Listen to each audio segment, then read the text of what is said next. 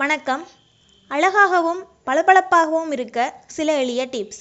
பழுத்த வாழைப்பழத்தை நன்றாக பிசைந்து முகத்தில் தடவி 20 நிமிடம் கழித்து முகத்தை கழுவினால் சருமம் மிருதுவாகும். வெள்ளரிக்காயையும் கேரட்டையும் மிக்சியில் போட்டு நன்றாக அரைத்து அதை முகத்தில் பூசி வந்தால் முகம் எண்ணெய் வழியாமல் இருக்கும். மேலும் முகத்தில் இருக்கும் கரும்புள்ளிகள் மற்றும் மச்சங்கள் மறைய ஆரம்பிக்கும். பப்பாளி பழ சாற்றுடன் காய்ச்சாத பால் அல்லது தயிரின் மேல் இருக்கும் ஆடையை எடுத்து நன்றாக பேஸ்ட் போல் கலந்து முகத்தில் இருக்கும் சுருக்கங்கள் மேல் போட்டு வந்தால் சுருக்கங்கள் மறைந்துவிடும். தக்காளி பழத்தை 2ஆக நறுக்கி முகத்தில் தடவி 10 நிமிடம் கழித்து முகத்தை கழுவி வந்தால் சருமத்தில் உள்ள எண்ணெய் பசை குறையும்.